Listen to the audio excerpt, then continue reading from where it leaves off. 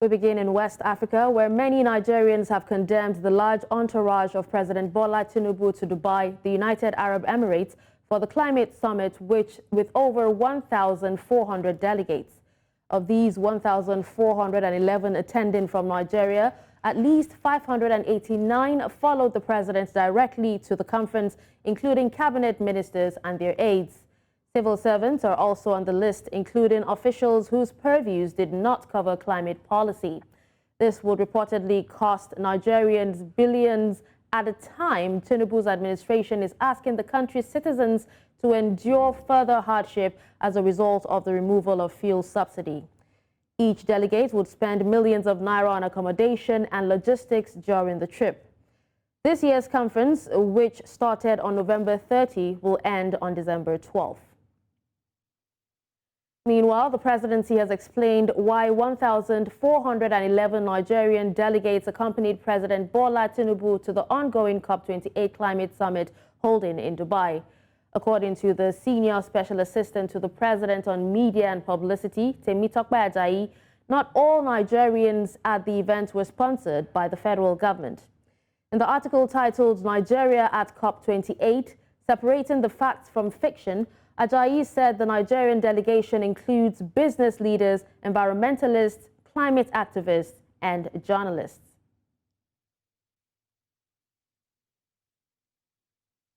Now joining us on the news to discuss this is the managing partner, OAR&D company, Oludare Akinjala. Good morning, and thank you so much for joining me in the studio. Good morning. Thank you for having me. It's a pleasure to have you. So what do you think, or what do you make of the official reasons given for the large delegation, of Nigerians in the ongoing COP28 climate summit in Dubai, especially in comparison to other countries? Well, it's an interesting discussion because there are some who are for and those who are against. And at every single point you stand, you will always have an argument. But the truth is, we're asking ourselves, can we keep affording this massive retinue of people having to travel? It is true that most of the people on the list might have paid their way through, because that's how most of those international conferences are. Of course, we have CEOs of companies out under the entourage. But even the civil servant numbers are a lot. If you remember, we had the same discussion when it was President Jonathan with the United Nations General Assembly. We had this same discussion. So Nigeria must begin to ask itself, why are we carrying? And a large chunk of people might probably stay back in their hotel rooms and not be at that conference. So why are we carrying such a large number of people? So I think we need to start assessing our policies for either travels or attending conferences, and we need to keep redesigning this, because every time you make an argument for things like this, they will tell you it's in the policy. All right. Now, aside the number of, delegates, there are also concerns about the environmental impact that, transporting these delegates from Nigeria to Dubai would have on the environment. Reports actually say that it took 3 planes to transport them, which a lot of people actually seem to think is against the whole idea of, climate change and all that. Well, it's an interesting discourse, because you can also say the aircraft makes money by flying people to Dubai. But I think that we should stay on the center of the matter. The problem with so much noise in media sometimes is that we miss the crux of the matter. The crux of the matter is, do we always have to carry so much people to travels like that? Whether the plane was going to cause more climate change or not, it wasn't the Nigerians that used the aircraft there. Some other people used private jets, if you check it. So I think we should always stay on the conversation and say, which is the pressure on the budget and all that it creates to the country. Okay, so now, still talking on that, it seems like it's not just Nigeria that has an issue with the number of delegations. Oh, of course. And,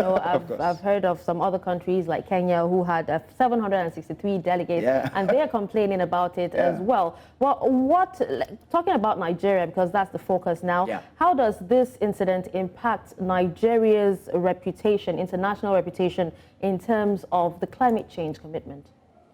Well, the truth is, Nigeria is at the center of the climate change conversation, really. Okay, so because I hear people saying, well, Nigeria is actually at the center of it.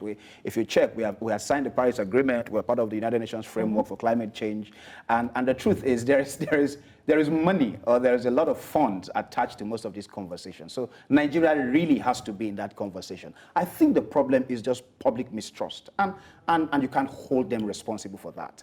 The public does not trust, okay, because of past antecedents of government, and so you can't blame them if they are not sensitive to what you're trying to do for them, because they have seen what has happened in the time past and they have seen how it has ended. So I think it's the perception of the public towards issues like this. Does not mean that there is no benefit at the COP28. All right, now still talking about public perception or even public interest. Now, do you see this, as another government jamboree on taxpayers' money, despite the economic hardship being faced in Nigeria?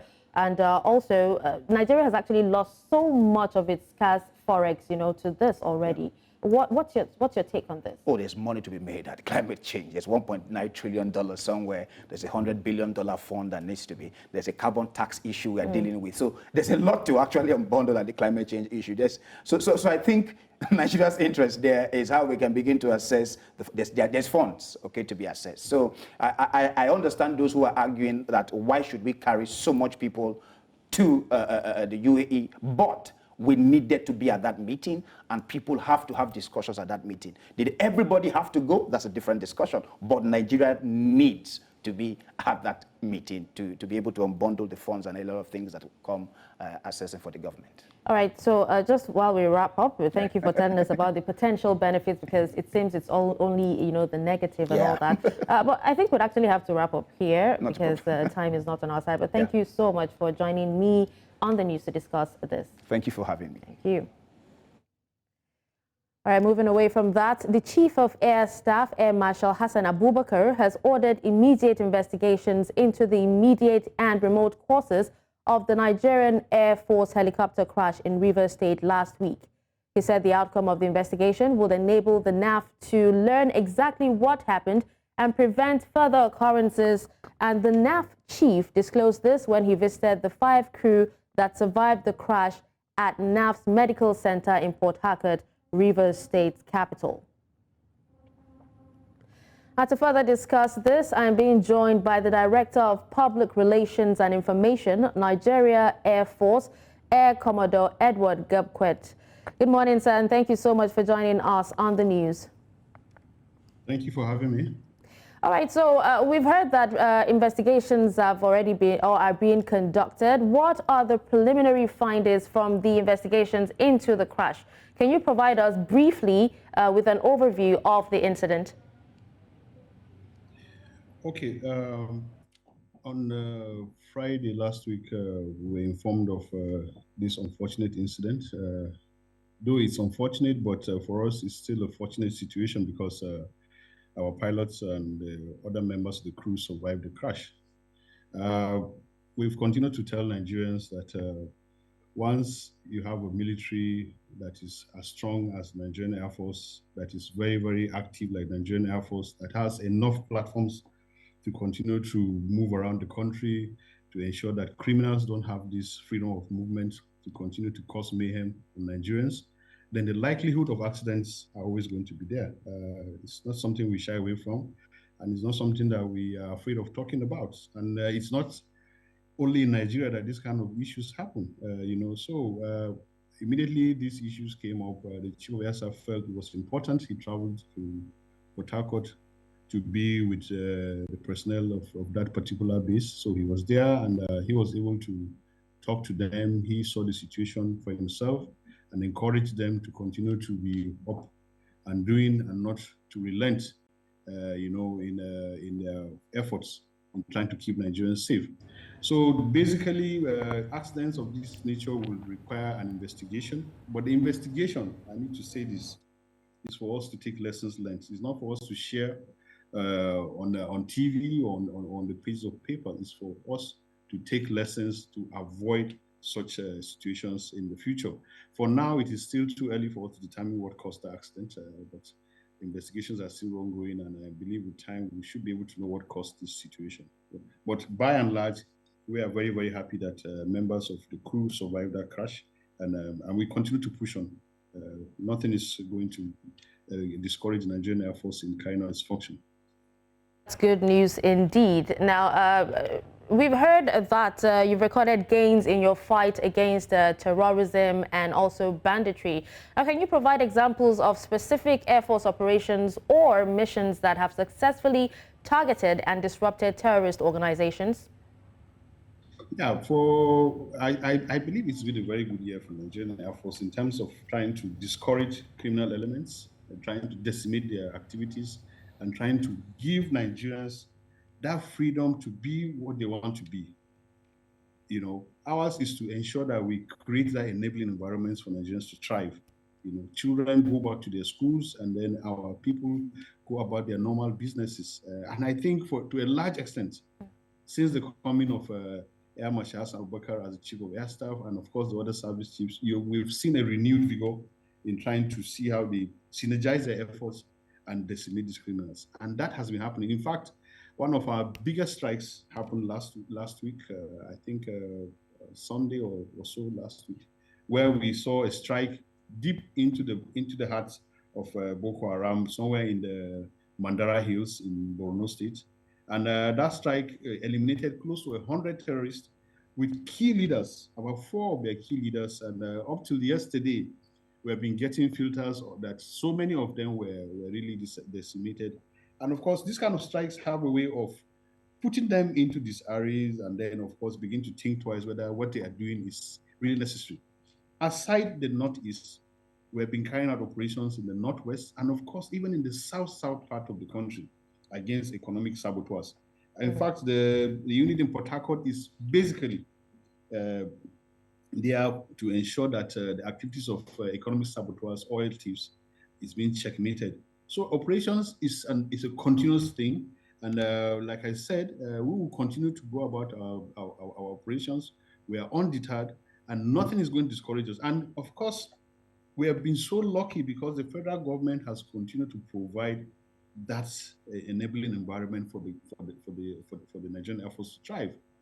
We are going to be inducting some new fighter helicopters that were purchased for the Nigerian Air Force from Turkey, very, very soon. And I'm sure by the time we're ready, we'll let Nigerians know so that they will see the efforts that the federal government is doing to make sure that the Nigerian Air Force becomes the strongest Air Force in Africa. And in fact, it has been said in the next 2 years, Nigerian Air Force is going to be the biggest and the strongest Air Force in the entire African continent. So we're excited about that, and we look forward to the future with high hopes. It's actually refreshing to know that, the Air Force is actually, doing so much to make sure that peace and security is brought to Nigeria. But just before we go, there have been so many questions on this, and would really like to know, what strategies does the Air Force employ to minimize civilian casualties during these offensive operations that you have talked about against terrorism? Yes, a lot of measures have been put in place, safety measures, of course, to ensure that to a large extent we minimize civilian casualties. You must also appreciate the kind of situation that we find ourselves. We are fighting an insurgency that the enemy has this tendency of mixing around with our civilian counterparts.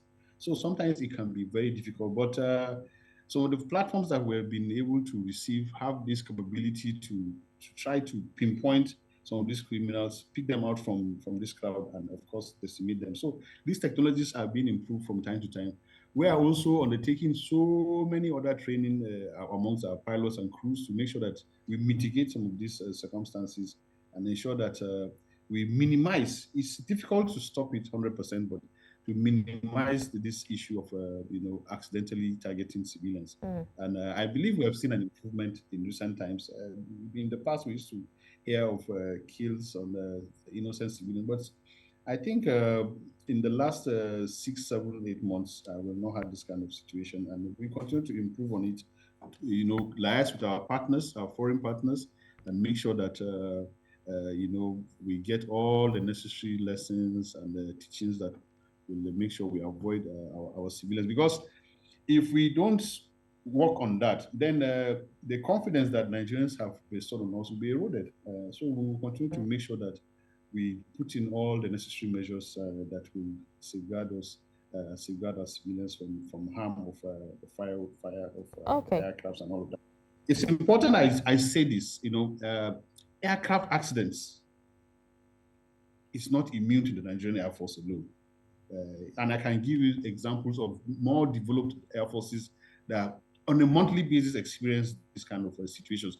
But the thing is this, once you have an air force that is active, that is agile and that is resilient, that is always flying from one operations to another, that is always training its pilots and crews, the tendency and the likelihood of accidents will always be there.